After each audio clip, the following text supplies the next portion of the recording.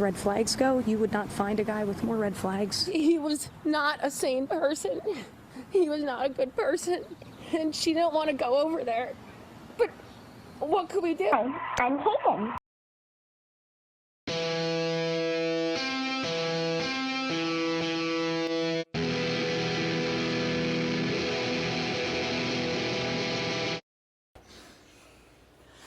Hello, welcome to Crime Bytes, the show where we talk about some truly bizarre and disturbing crime cases. My name is Eliza, and I've got Detective Scoop Doggy here. He's ready for bacon treats. Today is True Crime Tuesday. So last week we talked about Travis Decker, and as of this morning, June 19th, he is still at large, and there really aren't any new updates. So if there are before I post this on Tuesday, I'll be sure to cut them in at the end or right here. But June here seems to be evolving into, I guess, rail at the family court system, and I get that there is no easy fix for some of the issues, but let's just say get ready to have your blood boiling again this week. But before we get into that, we're going to pause for a quick promotion. And today I'm promoting myself again, only this time I'm promoting this channel. And I see other creators say from time to time that they see like 80% or so of their viewers aren't subscribed. And I just hit my 10K mark, or now it's my 11K, which is even more special to me because that's my lucky number. So thank you. But I went in and, would you look at that? I got an 84-15% ratio. So if you, holy moly, yeah, that's how I feel. If you find yourself watching the channel and you like it and you keep watching it, do me a favor and subscribe. Leave me a comment if something strikes you. That would be awesome. And thank you to everyone joining me recently. Welcome to Crime Bytes. I kind of wanted to do like a help me get to 10K, like with a true crime story that I wrote in the 8th grade that is literally almost a real life thing, and I didn't know it at the time when I was writing this story. But with that 84-15 ratio, I think help me get to 100K and we'll do a silly story time and real story. It's a wild one. Anyways, subscribe. And let's go ahead and get into it. We're going to start by meeting Cathy. And just like in last week's episode, Cathy is waiting for her ex, Jeff, to bring her daughter, Kayden, back home from his court-ordered visitation. But the time had come and gone, so she waited, and she waited, and she was supposed to be home by 6. So by the time 9 o'clock came, Cathy could not wait any longer. So at 9:16, she would call the police and ask someone to check on her daughter. And they would ask her if she had any reasons to believe that her daughter was in any imminent danger. And she would say, yeah, I have a million. But they would basically end up telling her that it's not in their jurisdiction and to take it up with the courts. Cathy said that the officer even ended up hanging up on her by the end of the call. So she and her husband, Brian, headed over to her ex Jeff's to see what was going on. And it took them about 30 minutes to get there. Can you even imagine just wondering why was Jeff not there and what was going on with her daughter? And when they got there, it wouldn't get any better either, because they would knock on the door and knock again, and yeah, there was nothing. The lights were on and they had a dog and it was outside. So they ended up calling 911, and they would wait for about an hour and a half for the officer to show up.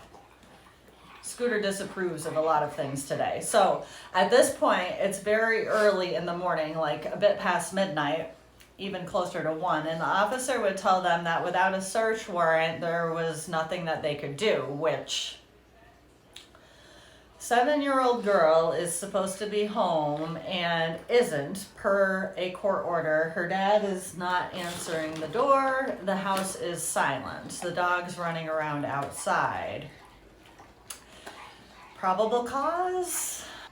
I went and I did a little research before I went and got on here saying it's an abduction. I guess there are some technicalities in some jurisdictions where it isn't considered right away an abduction, but I believe, and I think this case will help prove that not having a child back within reason around their court-ordered time is just not okay. And in most cases, it is considered an abduction and automatic cause for concern. I get that some things happen in life, but in this day and age with cell phones, there's just not many excuses that aren't nefarious, and it should be treated that way right away.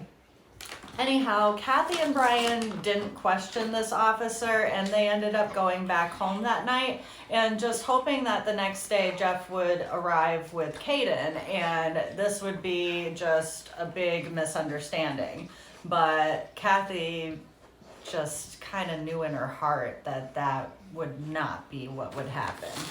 She could hope, but she knew that something terrible had to have happened, because she spent the past year plus begging the courts to protect her daughter, to supervise Jeff with her, but they had ignored her pleas. And now she had to listen to an officer tell her that there wasn't a search warrant for Jeff's house and that it was okay that he wasn't answering his door or his phone. Just go home and we'll sort this out tomorrow. I gotta collect myself here. So she went home, and the next day there was nothing. So she went back with her husband and Kayden's grandfather this time. And this time they didn't get an answer when they knocked on the door again. So instead of calling the police, because that's done them a whole lot of good, they just kind of ran around the house and were peeking and trying to see if they could figure out at all what was going on. And when they got around to the back door, they found that it was open, so they went inside. And when they got through the house back to the front, right in the living room by the front door, they would find Kayden. And she was lying next to the door with her sneakers on, and she had a plastic bag tied around her head. There would be a note lying next to her as well, and the exact contents of the note would not be released to the public, but Cathy would later say that they basically stated, "This is your fault," as in her fault. They would call the police, and they would also find Jeff upstairs hanging by a belt. Upon further investigation, it appears that he had smashed Kayden in the head at least 3 times with a 35-pound dumbbell. And then he put a plastic bag around her head to make sure that she didn't survive and secured it with his iPhone charger. Then he would go upstairs, wash his hands, and hang himself. How does something like this happen? And more importantly, how does something like this happen when a mother is desperately begging the courts to protect her daughter? How does it end like this? I think cases like this are extremely important to talk about. First and foremost, because they should never happen to begin with, but also hopefully they can be used to assist in making future decisions about similar cases. How did we arrive at an ending that is so tragic? So to learn how we did get here, we have to go back a bit. Jeff Mancuso's parents would divorce when he was just 3, and he would be raised by his mother, but he would keep a relationship with his dad. He was described even by his mother and sister as troubled. By high school, he was fighting with other kids and ended up getting expelled for punching a teacher. He would get in a car accident that would leave him with a minor brain injury and also start drinking very heavily. In spite of this and carrying on drinking and fighting his way through college, he would end up graduating with a degree in business from Townsend University in Maryland. He would get a job out of college at Cherry Hill headhunting firm, but it would only last a few months before he would get fired for fighting with his boss. Then he would decide to start his own business where he would find jobs for people in architecture, engineering, and construction. In summer of 2009, he was partying on the Jersey Shore when he met Cathy, and they kind of had a fling. Neither of them was intending on being something serious, but she got pregnant, and when this happened, they decided to give it a go, but the warning signs were there literally from the beginning. One time when she was pregnant, Jeff pushed her so hard that she fell over a chair. And another time he was angry at her and started strangling her, and it got so bad that she thought she was going to die. But he was still out there fighting in bars as well, and in 2009 he was arrested for breaking a bottle and cutting a woman's face with it in a bar fight.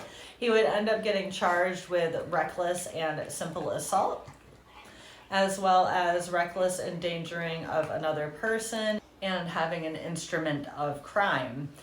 He would plead guilty to the simple assault charge to get the other 3 charges dropped and receive 2 years of probation. He would continue to rack up various assault, harassment, inappropriate behavior, and trespassing charges until 2012, when there would be another bar fight that would really just end up being the last straw for Cathy. Just wait, Scoop. In downtown Philly, Jeff was out drinking and he got into another bar fight, and the man ended up putting him into a headlock, and Jeff went just full Mike Tyson on him, and he bit the top of the man's ears off, the top part. So for this one, he was charged and found guilty of recklessly endangering another person, aggravated assault, and simple assault. He was sentenced to home arrest with an ankle monitor, anger management classes, and he would have to submit to drug and alcohol testing. Like I said, this was the last straw for Cathy, and I don't blame her. The pair would separate completely after this, and when they first separated, everything was going relatively smoothly. They had an informal agreement, and Jeff would see Kayden on every other weekend. It seemed like it wasn't perfect, but it was working for the most part. About 2 years after they separated, Cathy would start dating Brian Sherlock, and they would get married in 2016. Around that time, Jeff would get a DUI arrest and violate his probation. It seemed that the idea of a new man in the house was getting to him. Brian and Cathy would have 2 sons together as well, Tyler and Blake, and Kayden loved her little brother. She was described as just a sweet and happy little girl. She loved to dance and sing, and she did gymnastics, and she played softball. Just look how cute she is. Just a little cuteness. And seeing his daughter well-adjusted with a new father figure and new siblings and just a happy little life didn't sit well for Jeff. So in 2017, right when they got married, Jeff sued Cathy for partial custody. On top of this, he would start sending her threatening emails and stalking her at her job. She was working as an ER nurse. Things in family court didn't go great at all either. Jeff would tell the judge that Cathy was keeping his daughter from him. On Thanksgiving of 2017, he would threaten to kill all of them. And Cathy would file a protection from abuse application after this. And in response, in February of 2018, the judge would order both parents to have a psych evaluation, which, okay, but he did make them go to a specific person out of Cathy's network and ended up costing her thousands. And she was determined to have anxiety. Well, surprise, surprise, can you blame her? And Jeff was diagnosed with major depressive disorder and anxiety, but more concerningly, he was also diagnosed with narcissistic and antisocial personality disorders.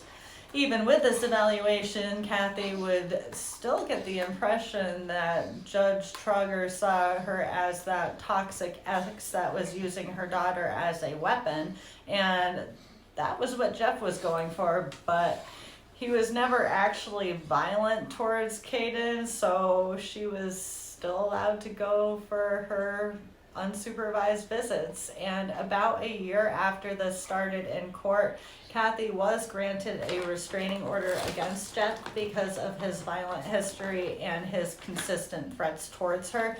But because he never actually threatened Kayden, the restraining order only covered Cathy, and Kayden was still made to go there unsupervised.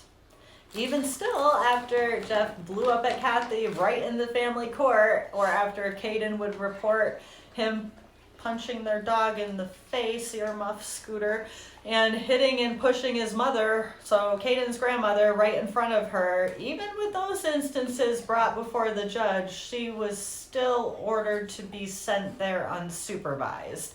And behind the scenes, Jeff may not have been physically abusive to his daughter, but behaving like that in front of her is extremely psychologically damaging.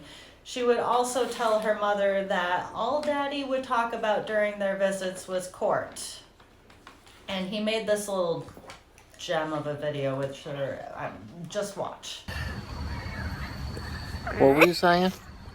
I don't want to be at my mommy's house. Why? Because I don't miss her. Why? Because my mommy's mean to me. She's mean to you? How?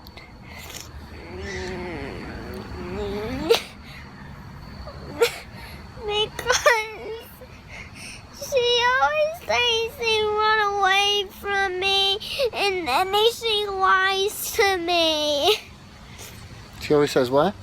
She's gonna run away from me, and then she says she's gonna lie to me. She's gonna run away from me.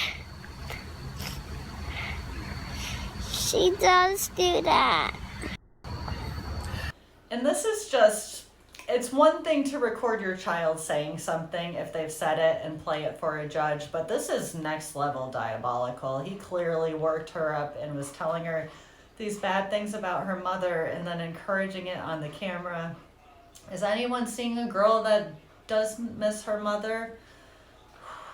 I'm going to leave that there, but seeing that video by itself should have made that judge tell him to knock it the fuck off and put him on indefinite supervised visits, and I stand by that. Mental abuse can be more serious than physical abuse, and that is very clearly what is happening there.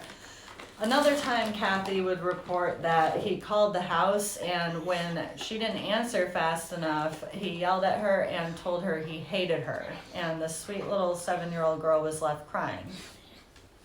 After everything that happened, Cathy wishes that she could have done more to be heard, but every petition that she made for supervised visits was denied. Everything that she presented, every time she was hoping that that incident would be the one that would help her, wasn't.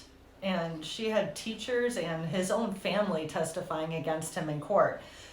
He would leave the teachers' threats in online forums, and they didn't like him. It got to the point where he was told to cease and desist all communications with the school, and that he was only allowed to pick Kayden up there from out front. And there was one of Kayden's soccer coaches that observed Jeff and Brian fighting at one of her soccer games and thought that his opinion was that he really needed some psychological help. Sounds like it. His own family would have to say that his behavior was erratic and concerning in court, and he didn't have one person up there to testify for him. And when that happens, shouldn't that be a cause for concern? You would think maybe we should, for this sweet little girl, at least begin with some supervised visits for her, even for a little. But that didn't happen, and really ultimately it was because he wasn't ever violent with her throughout all those years, in spite of all those other concerning behaviors that I've already mentioned. And the visits were happening, and she was still okay on the surface at least. So let's keep on keeping on until everything wasn't okay. The court ultimately decided that each parent should have school and medical record access, should be able to participate in her school and social activities, but they should make an effort to keep communications open with the other parent, which is fair. Cathy would have primary custody and Jeff would still have visitation every other weekend from Saturday at 10 a.m. until Sunday at 6 p.m. He did not have to be supervised if he was still receiving mental health treatment, but he was not mandated into any sort of program, so I guess it kind of fell on him or Cathy really to make sure that it happened. On August 2nd of 2018, Kayden would go for a little getaway to Ocean City, New Jersey with Jeff's sister Allison and her grandmother.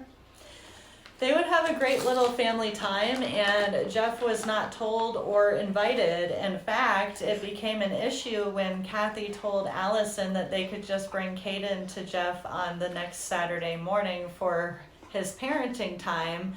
Apparently, little Kayden got really afraid that if he saw her with his family, that he would get extremely angry. Apparently, Jeff called his family traitors whenever they would spend time with Kayden and not include him. So that just says so much right there too. So they would bring her back home to Cathy earlier that morning, and Brian would drive the extra half hour to bring her to Jeff's because she was afraid about how he would react, and that was the visit she would never return from. The fact that she was found next to Jeff's front door with her shoes on is also heartbreakingly significant because her mother, out of options to protect her daughter, had to tell her that if Daddy was ever making her really afraid, that you get out of the house and you go find an adult that you can trust to call 911. And that's what it looked like she was trying to do when Jeff got to her first, which is just so heartbreaking. I can't even, that poor little girl, and poor Cathy too. They were just both let down in the worst of ways. And that is going to do it for our story today, but Scoot did want to get on here with a real fact, and he would like to propose that the people who punch dogs in the face should not be allowed to be unsupervised around children. And I mean, that could be a good place to start, because how terrible do you have to be? Like, seriously. The hell. And I do have a positive note, or a positive-ish note for you guys as well, and that is Caden's Law. Cathy would travel to the Capitol in June of 2019 to argue against a bill that would favor a 50-50 presumption custody between both parents. She would argue that that puts parental rights ahead of the children in question, and she's right. Going 50-50 right off the bat as a general starting point has the potential to put just so many children in danger. And not only did she argue against this bill, she went ahead and proposed her own bill, the Keeping Children Safe from Family Violence bill, also known as Caden's Law. This bill advocates for children that they all should have a court-appointed lawyer or a skilled representative working on their behalf. It also proposes that violent offenders be mandated supervised visits while they are undergoing counseling, and that domestic relations will follow up to prove that counseling is in fact happening, or visitation privileges will be lost. It also proposed increased education for the Domestic Relations Office and judges on mental illnesses. It also proposed changes to the judge selection process and term lengths. The backlash to this bill is that it can perpetuate parental alienation, but in reality, which is worse, parental alienation or child endangerment? They're both valid concerns, but I think we need to worry about child safety first, and people using the court system as a weapon is definitely part of that problem. In March of 2022, Cathy would meet with President Biden, and her bill would be signed under the VAWA, or Violence Against Women's Act. It was also signed by Governor Shapiro and is now Pennsylvania law as of April 15th of 2024. Arizona, California, Colorado, Utah, Tennessee, and Maryland have all passed similar laws as well. But in her own words, it comes down to the fact that there was something seriously wrong and no one would listen to me. You have to be able to tell the difference from someone doing this out of spite and someone trying to protect their children from harm. They need to take the child's safety into consideration over the rights of the parent. Yeah, every time. There really is no decent excuse for why this happened, and I hope sharing this story can help get it out there more and help make the necessary changes that we need to make. All right, friends, I hope that you all have an excellent rest of your week. Please stay safe out there. Bye.